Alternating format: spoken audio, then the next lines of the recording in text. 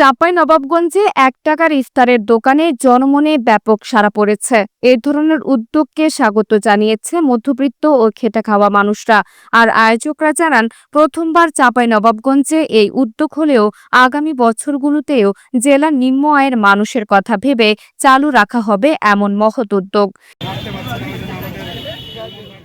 চাঁপাইনবাবগঞ্জ শহরের মেথরপাড়া মোড়ের বাসিন্দা ফরিদা বেগম।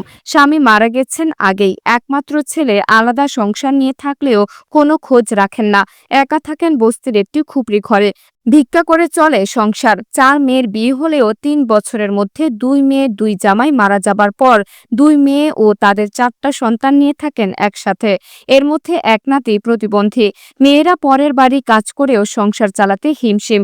আর ইফতার কেনা তো তার কাছে বিলাসিতা। তাই তো নাতিকে নিয়ে ১ টাকার ইফতারের দোকানে ভিড় জমান ইফতারের জন্য। এক প্রক্রিয়ায় তার ভাষ্য, ১ টাকায় কি কিছু পাওয়া যায়? দয়া করে তারা ইফতার দিচ্ছে, দারুণ খুশি তিনি। গরিব মানুষ কিনে খাইতে পারি না, ওই একটা বিনিময়ে এসে করে খায়। আমার তো দোয়ার মানুষ নাই, আমরা গ্রাম করে খাই, মানে কিনে খাইতে পারি না, এই একটা বিনিময়ে খাই কিনে।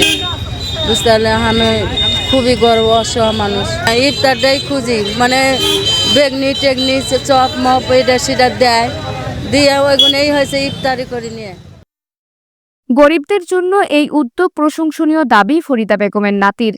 শুধু ফরিদার একা নয়, চাঁপাইনবাবগঞ্জ জেলা স্বেচ্ছাসেবক দলের উদ্যোগে চাঁপাইনবাবগঞ্জে প্রথমবার এই ১ টাকা ইফতারের দোকানে দুপুর থেকে সন্ধ্যা পর্যন্ত ভিড় লেগেই থাকে।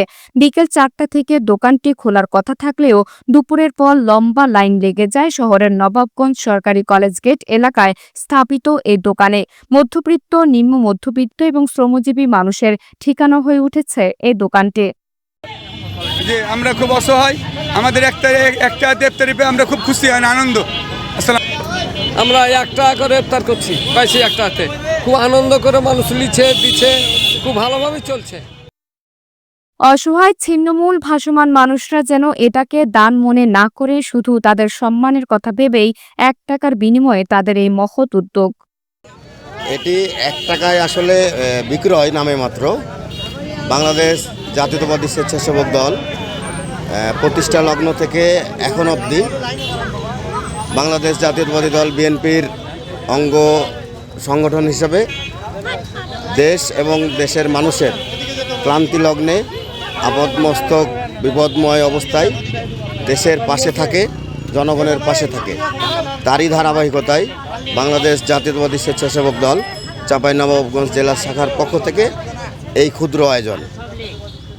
আমাদের আয়োজন হয়তো সীমিত পরিসরে, কিন্তু আমাদের মূল উদ্দেশ্য হচ্ছে আমাদের দেশনেত্রী বেগম খালেদা জিয়ার রোগ মুক্তি কামনায়।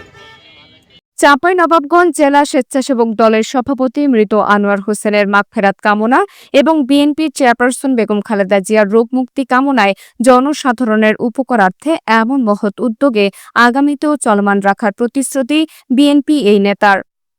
আজকে আমরা যেটা পরিচালনা করছি ১ টাকা ইফতার, এটা ছিন্নমূল সমাজে যেহেতু অনেক স্বল্প আয়ের মানুষ থাকে, ছিন্নমূল থাকে, তারা ইফতারের জন্য বিভিন্ন জায়গায় মানে ঘোরাঘুরি করে। আমরা সেটাকে সম্মান দিয়ে যে তারা নিজের টাকায় ইফতারি স্বল্প টাকায় কিনতেছে, ১ টাকার ইফতারিতে আমরা এখানে ১২-১৩টা আইটেম দিচ্ছি।